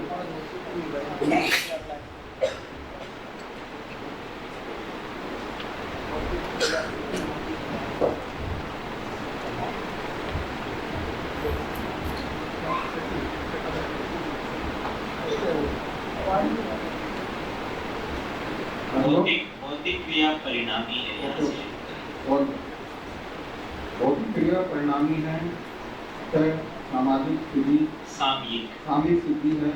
समस्त क्रियाएं नियमों से अनुशासित तथा संरक्षित परिरक्षित होती हैं। नियम अप्रगटनीय है, इसलिए नियम सत्य से सिद्ध। सत्य बोध से बौद्धिक समाधान अन्यथा में समस्या है।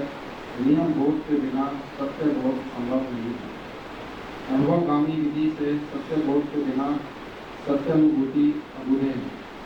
सत्वमुखी समाधान संभव नहीं।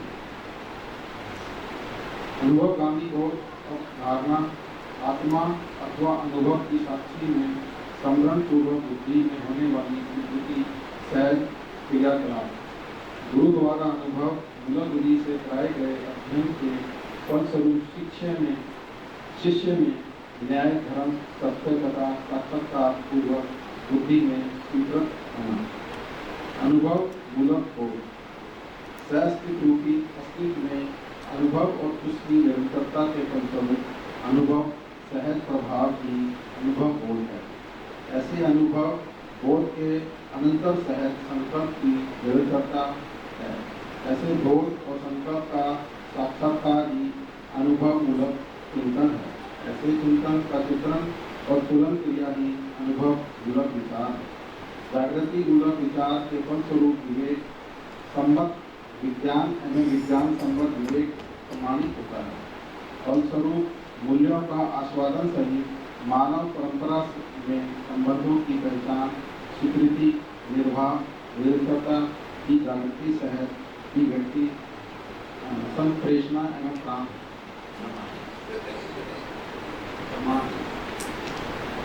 बोध बुद्धि में अनुभव बोध व्यक्तित्व में अनुभव प्रीति है। प्रीति आभास प्रतीति आभास भास सहज अनुभव आत्मा में होता है जिसका अनुभव मूलक विधि से बोध बुद्धि में होता है। बुद्धि और चित्त के योग में अनुभव की प्रतीति होती है। यही अनुभव का चिंतन है। चित्त और वृत्ति के योग में अनुभव का आभास होता है जो स्वयं न्याय धर्म सत्य रूप में तुलन क्रिया है। व्यक्ति और मन के योग में अनुभव का भास होता है जो मूल्यों का आस्वादन और संबंधों का चयन के रूप में प्रमाणित हो जाता है। बढ़िए।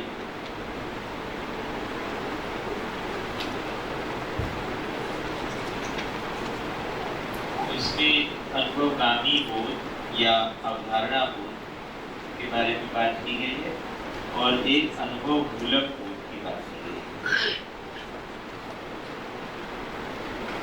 अनुभव का प्रभाव ही अनुभव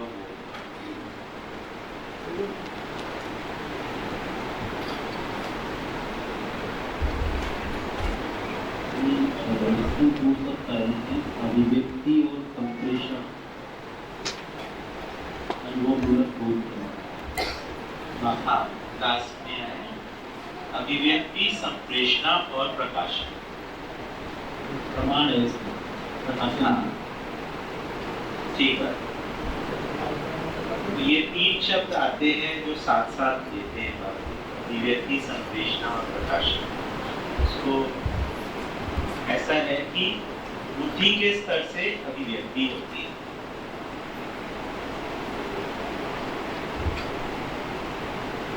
चित्त और वृत्ति के स्तर से संप्रेषणा होती है और वृत्ति और मन और शरीर के द्वारा प्रकाशन होता है।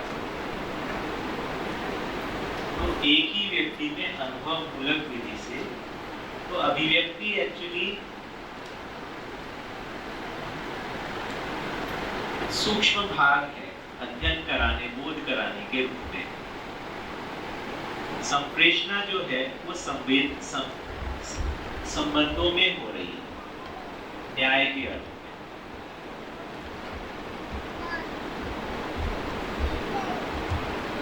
और प्रकाशन जो है वो समृद्धि के साथ हो रहा है, जीने के स्वरूप में प्रकाशन हो रहा है।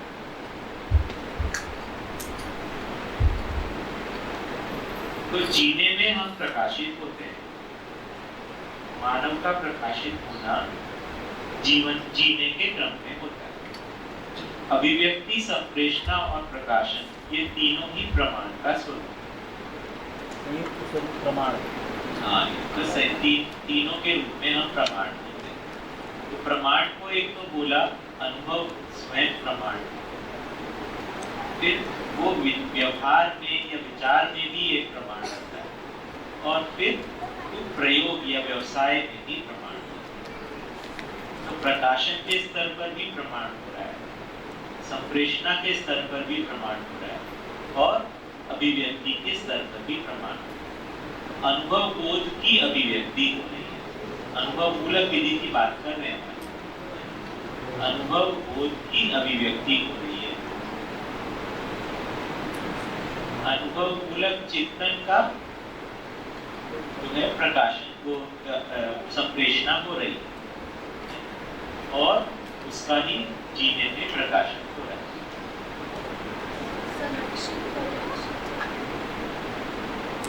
कौन सा वाला लाइन है? फिफ्थ डॉट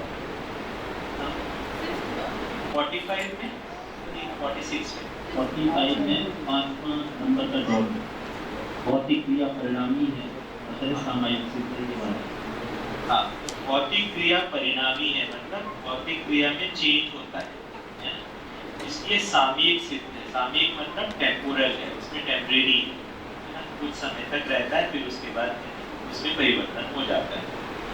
समस्त क्रियाएं नियमों से अनुशासित तथा संरक्षित परिलक्षित होती है।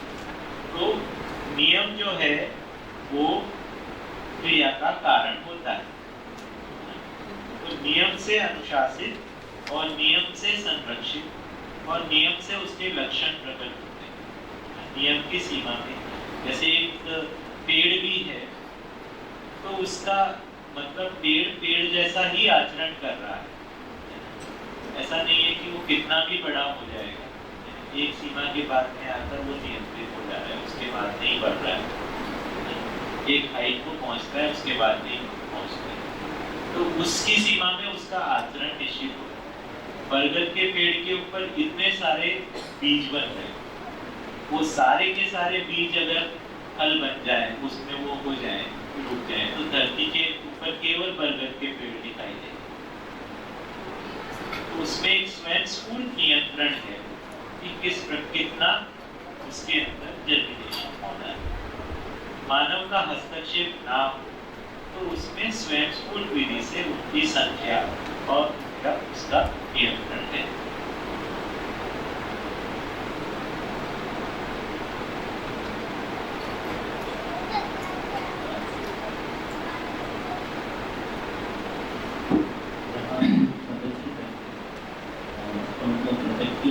परिलक्षित मतलब लक्षण प्रकट हो।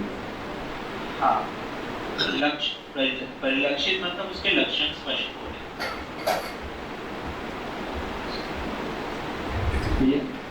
यह जागृति मूलक विचार के फल स्वरूप विवेक सम्मत विज्ञान एवं विज्ञान सम्मत विवेक प्रमाणित होता है। कौन से पेज पर है? ये 45 पर है, नीचे से तीसरी लाइन, चौथी लाइन। हाँ, जागृति मूलक विचार के फलस्वरूप विवेक सम्मत विज्ञान और विज्ञान सम्मत विवेक प्रमाणित होता है। इसको थोड़ा क्लियर जागृति से बुद्धि के स्तर पर विवेक स्पष्ट हो रहा है, मतलब लक्ष्य का निर्धारण हो रहा है, निश्चय हो रहा है कि वस्तु ऐसी ही है। अब इस वस्तु के अनुसार हमको करना कैसे है, इसको विज्ञान कह रहे हैं। तो विज्ञान का क्षेत्र जो है वो चित्त, वृत्ति और मन के द्वारा है। तो विवेक सम्मत विज्ञान मतलब बुद्धि के अनुसार हमारा कार्य व्यवहार जो है उसको सेट हो जाना, तो ये विवेक सम्मत विज्ञान। विज्ञान सम्मत विवेक मतलब ये दोनों ही तरफ से टैली हो रहा है। हम जो कर रहे हैं वो उसके परिणाम भी विवेक के अनुसार हो रहे हैं और जो हमारा निश्चय है उसी के अनुसार हम कर रहे हैं। तो बेसिकली ये एक पक्ष है कि साइंस और विजडम है ना, ये दोनों चीजें अलाइन होने की जरूरत है। अभी तक ये दोनों इंडिपेंडेंट गति में रहे। साइंस वाला जो पक्ष है वो भौतिकता को लेकर भाग गया और विवेक को छोड़ दिया, और जो विवेक के ओर गए वो विज्ञान को छोड़ दिए और केवल विरक्त हो गए। ये आदर्शवाद वो आदर्शवाद। यहाँ पर जो कह रहे हैं कि विवेक सम्मत विज्ञान, विज्ञान सम्मत विवेक, ये आशय।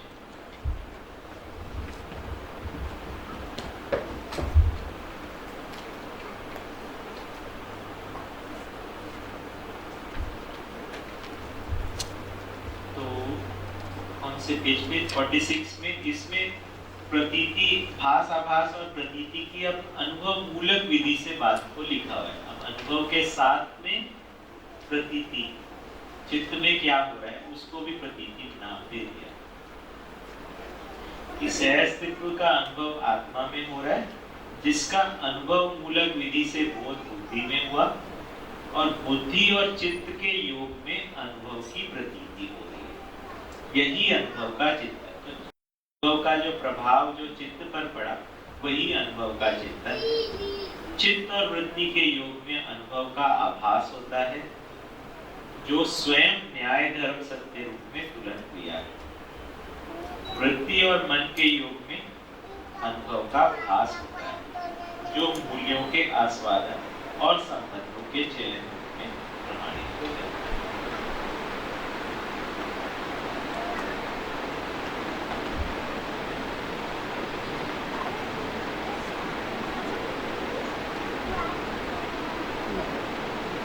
आगे पढ़ेंगे, दीदी आप पढ़ेंगे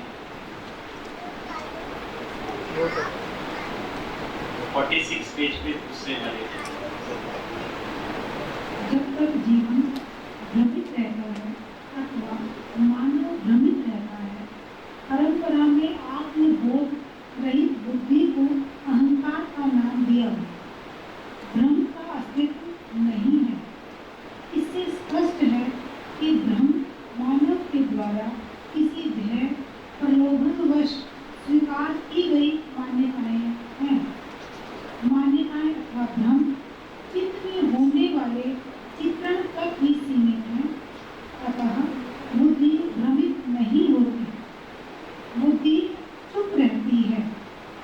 अध्ययन, बोध, अनुभव विधि से ही बुद्धि जागृत होती है। अहंकार एवं भ्रम ये है दोनों सत्यता के प्रति अनहरता के द्योतक हैं। सत्य बोध अध्ययन सहज अंतिम उपलब्धि है तथा अनुभव स्वभाव है। सत्य बोध के बिना सत्यानुभूति तथा सत्यानुभूति के बिना विश्राम नहीं है। सत्य मात्र सत्ता में संपृक्त जड़ चैतन्य प्रकृति ही है। यही सह अस्तित्व रूपी शाश्वत सत्य है। सत्य अनुभूति से अति संतृप्ति अथवा परमानंद, सत्य बोध से तृप्ति अथवा आनंद एवं समाधान, सत्यपूर्ण व्यवहार अर्थात मान्यतापूर्ण व्यवहार से एक सूत्र का अर्थात समाधान एवं सह अस्तित्व की अनुभूति और उपलब्धि है। अति संतृप्त या परमानंद आत्मा जब सह अस्तित्व में अनुभूत होती है तब इसके नित्य प्रभाव को परमानंद संज्ञा है। जब आत्मा की क्षमता, योग्यता और पात्रता व्यापकता की अनुभूति करने योग्य सिद्ध हो जाती है, उसी समय से सत्य की अविरत अनुभूति बनी रहती है। देखिए यहाँ पे आत्मा के भी क्षमता, योग्यता और पात्रता के विकास की बात कर रही है। तो उसने ब्रेक से पहले कुछ बात बोली थी।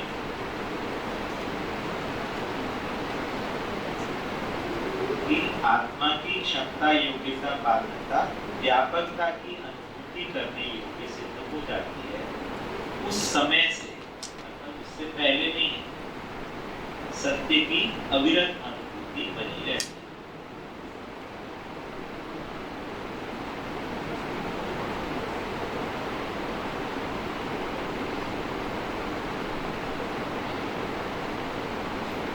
तो बुद्धि चुप रहती है, मतलब सम के के रूप में वो बनी रहती है।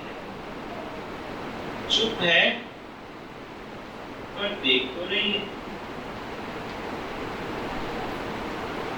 चुप है पर सुन तो रही है। तो बुद्धि जो है चित्त का दृष्टा बना हुआ है, चुपचाप। बुद्धि में बोलने की ताकत अनुभव के साथ में आ रही, अनुभव के बाद बुद्धि बोलने लगी।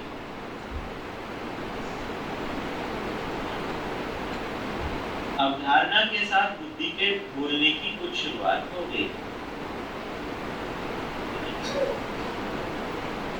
उसमें कुछ अतिरेक भी हो रहा है क्योंकि उसके पास मध्यस्थ नहीं है।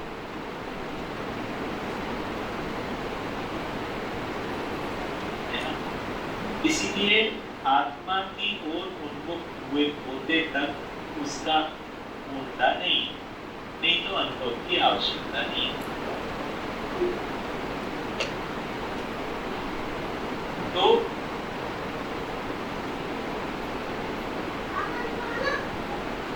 भ्रम की सीमा जो है चित्त तक है।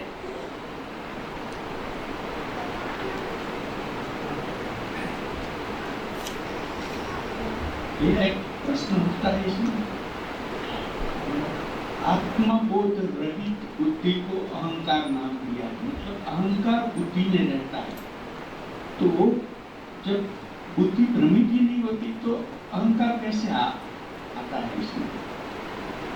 और अहंकार भ्रम नहीं है क्या? अहंकार का स्वरूप जो है वो चित्त में उसका नाम भ्रम है, वृत्ति में उसका नाम घट है और मन में उसका नाम आसक्ति है।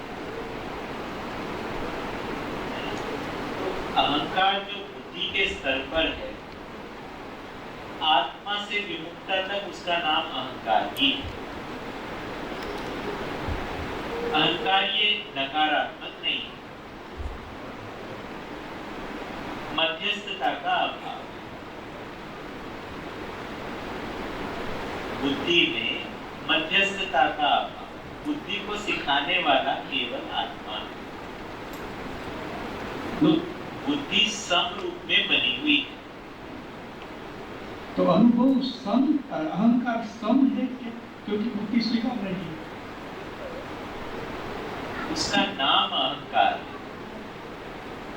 हम उसको, हमारा एसोसिएशन आज के तारीख में नेगेटिव हो गया है अहंकार से, जबकि वो अपने को मैं माना हुआ है। इतना अहंकार का मतलब कि मैं ही सर्वे सर्वा। बुद्धि अपने से अधिक की सत्ता को स्वीकार नहीं रहा, या स्वीकारने की उसमें योग्यता नहीं बनी। ये इसलिए उसका नाम अहंकार है। वो गलत नहीं पर पूर्ण नहीं। बुद्धि को आत्मा के अनुमोदन की आवश्यकता है।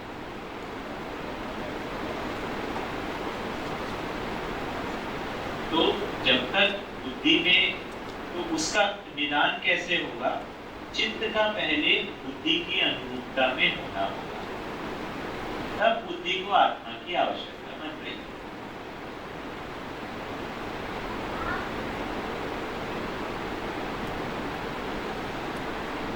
तो जागृति क्रम की ओर जो गति है वो सब सम है। नियति क्रम की ओर जो गति है वो सब सम है और वो बुद्धि के अनुरूपता में है। इस तरह से बैठता नहीं है, मगर मैं ऐसा देख रहा हूँ कि जैसे बुद्धि है वो चित्त को देखती है, तो चित्त के भ्रम को भी देखती है। तो वो भ्रम है, वही रिफ्लेक्शन के रूप में अहंकार इसको बोला जाए। ऐसा ठीक है, क्योंकि ये बुद्धि से, चित्त से वो भ्रम जा नहीं रहा है। बुद्धि उसको, बुद्धि चुपी है। तो अहंकार जो मैं नहीं हूँ ये मानना, या फिर सर्वश्रेष्ठता को जब तक अनुभव के बिना श्रेष्ठता का स्वीकार करना वही अहंकार है। भ्रम जो है, जो अधिमूल्यन अवमूल्यन निर्मूल्यन के रूप में, ये चित्त में है। अहंकार ये है आत्मा की सत्ता को स्वीकार न करना, ये बुद्धि में ही हो रहा है। अगर टेक्निकली उसकी परिभाषा देखें तो वहीं पे ही बुद्धि के स्तर पर ही अहंकार का नाम आ रहा है। सहीपन को पूरा बैठाया हुआ है। हाँ, सही जो सही की ओर गति है वैसे रूप में बना हुआ है, पर व्यापक सत्ता में अनुभव और मध्यस्थता को उसमें पहचाना हुआ नहीं। तो जो बढ़ने की ओर, जागृति की ओर बढ़ना है, उसकी तरफ उतना तो हो जा रहा है, पर परंपरा के रूप में, निवर्तमानता के रूप में वो बोध नहीं है। आत्मबोध और अनुभव बोध, इसका अभाव बुद्धि में होना ही उसका नाम अहंकार है। तो बुद्धि जो है एक स्थिति का नाम है। हाँ, कोई वो क्रिया नहीं है, बस मतलब है, वो बस होने के रूप में है। उसका एक तटस्थ प्रभाव है, वो तटस्थता के रूप में उसका प्रभाव है कि वो बना हुआ है, सब के रूप में बना हुआ है। और जिसे हम परंपरा में अहंकार कहते हैं वो तो चित्त तक ही रहता है। उसका दर्शन के परिप्रेक्ष्य से देखा जाए तो बुद्धि में जो है वो आत्मा का अस्वीकार करने का अथवा तो मध्यस्थ का अनुभव नहीं करने का जो नाम है वो अहंकार। हाँ, तो ये नेगेटिव इमोशंस नहीं है, मतलब वो नेगेटिव सेंस नहीं, उसको आवश्यकता नहीं बनी है, उसके प्रति वो अज्ञात है। ये इसी संदर्भ में जैसे चित्त में साक्षात्कार पूरा हो गया तो अवधारणा बोध भी पूरा हो गया। साक्षात्कार अगर पूरा नहीं हुआ है, उसमें कुछ चीजें बाकी हैं, तो ही अहंकार संभव है। हाँ, तो मतलब चित्त पूरा नहीं हुआ है, तभी अहंकार होगा। हाँ, ऐसा ही। इसी को आगे बढ़ाते हुए जब साक्षात्कार पूरा हो जाएगा तो बोध अवधारणा की स्थिति है। साक्षात्कार का ही नाम अवधारणा है। साक्षात्कार का अंतिम छोर बोध अवधारणा है। हाँ, अवधारणा बोध ही पहुंचता है। अवधारणा बोध और अनुभव होने में कोई गैप नहीं। तो जो अहंकार की स्थिति है वो, क्योंकि अवधारणा बोध और अनुभव होने में कोई गैप नहीं है, तो अहंकार की स्थिति है। जब तक बुद्धि में पूरी अवधारणा नहीं बन रही है, अवधारणा में परिवर्तन होता रहना है।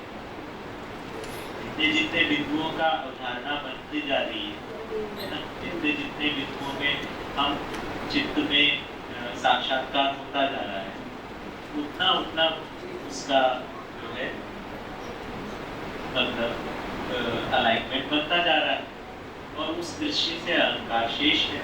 बोध अवधारणा होने से पूर्व जो भी स्थिति है वो अहंकार की स्थिति है।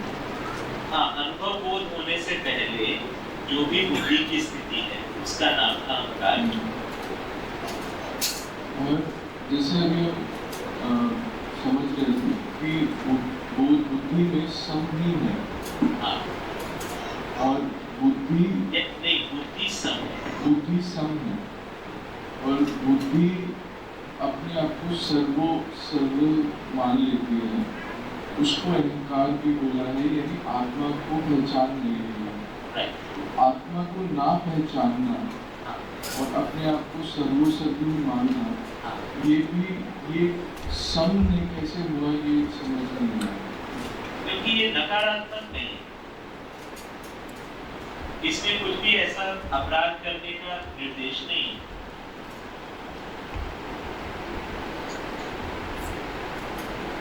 ये सब सही की ओर ग्रोथ का और पक्षधर है, लेकिन निरंतरता के अर्थ में तृप्ति नहीं। तृप्ति जो है वो अनुभव में ही है, तृप्ति सही आत्मा ही। तो बहुत सारा सही भी कर रहा है पर उसकी पूरी तृप्ति नहीं होती, तृप्ति बिंदु छुटा है। अगर उससे पहले तृप्ति होती तो अनुभव की आवश्यकता भी नहीं। तो जानना मानना जो पूरा हो जा रहा है तो जानने मानने का तृप्ति बिंदु बन रहा है। तो साक्षात्कार होना बराबर जानना और उसके अनुसार मानना जो है वो मन तक हो रहा है। तो इस तरीके से जानना मानना का ये साइकिल चल रहा है, इसमें क्रमशः साक्षात्कार होकर अवधारणा बन रही है और उसमें जीने का संकल्प साथ साथ बन रहा है। वो जीने के संकल्प के साथ व्यवहार और कार्य के अंदर परिवर्तन हो रहा है। इस तरीके से जीवन में एक गुणात्मक विकास हो रहा है। ये होने पर बुद्धि और चित्त का अलाइनमेंट हो गया। ऐसा होने पर फिर बुद्धि का प्रत्यावर्तन हो रहा है। अब बुद्धि जो आत्मा के लिए, आत्मा इस बीच में बुद्धि का दृष्टा बना ही हुआ है। जब ये पूरा हुआ आत्मा उसके ऊपर मुहर लगा देती है। ये उसके साथ वृत्ति की फिर निरंतरता। तो उस तरीके से बुद्धि की स्थिति आत्मा में पूरी बन रही है, आत्मा की स्थिति व्यापकता में पूरी बन रही है, फिर व्यापकता में क्रिया की जीवन की स्थिति बन रही है और उसका प्रमाण मन के द्वारा प्रकट हो रहा है। तो ये बेसिकली इसको अपने को बैठाना है। इसमें जब साक्षात्कार हो रहा है तो जिन जिन वस्तुओं का साक्षात्कार होते जा रहा है बुद्धि उसमें साथ के साथ सहमति दिए जा रहा है, मतलब समर्थन उसका मिलता जा रहा है, साथ में उसका संकल्प भी बन रहा है। तो अब इसमें जब उस साक्षात्कार पूरा नहीं हुआ है, ऐसी स्थिति में बुद्धि की तरफ से समर्थन है ही कई चीज़ों का। जो वस्तु अभी साक्षात्कार में नहीं आई है तो उसका भी कुछ भी बुद्धि में रिएक्शन नहीं है। जिस समय साक्षात्कार में पूर्ण वस्तु आ जाती है उस समय आत्मा का भी उसमें कोई समर्थन रहता है। बिल्कुल, जिस आत्मा के साक्षी में ही बुद्धि की अनुरूपता बन रही है। तो ऐसे समय में बुद्धि आत्मा की तरफ मुख हो जा रहा है और तब वो हो रहा है या बुद्धि का पहले समर्थन आ रहा है? बुद्धि का ही समर्थन हो रहा है, आत्मा उसका दृष्टा बना हुआ है। तो जो विमुखता है और वो वापस मुख आत्मा की तरफ हो रहा है, उसको वो पल को हम कैसे देखें? वो मतलब वो उसके बारे में बहुत कुछ कह नहीं पाएंगे अभी। तो मतलब इतना ही है कि जितना उस सीमा में हो गया, प्रकृति की व्यवस्था वाला मामला हो गया, प्रकृति की व्यवस्था का स्वभाव बोध हो गया, धर्म की अनुभूति शेष रहती है। तो रूप गुण स्वभाव धर्म का साक्षात्कार होता है, स्वभाव का बोध होता है, धर्म की अनुभूति। तो चारों अवस्थाओं का धर्म एक साथ ही अनुभव में आता है।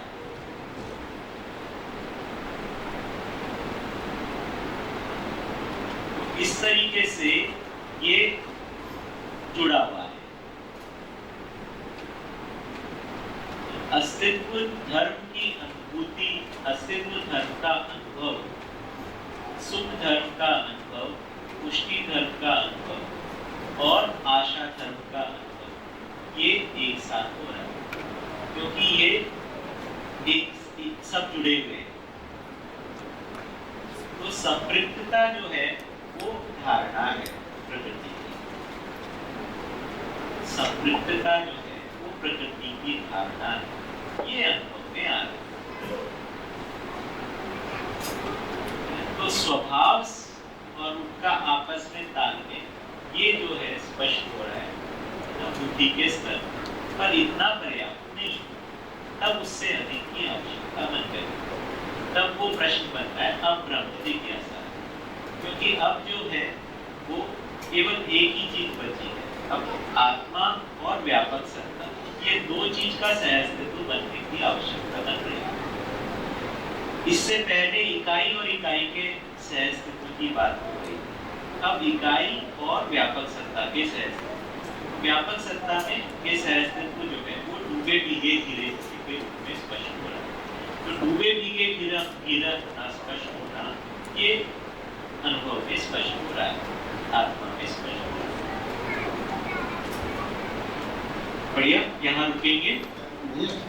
मैं शामिल, ये जो एक वाक्य है ना कि आत्मबोध रहित बुद्धि ऐसा है, अभी मेरा ऐसा ध्यान जा रहा था कि बुद्धि तो सम है, मेरा कार्यव्यवहार सही है।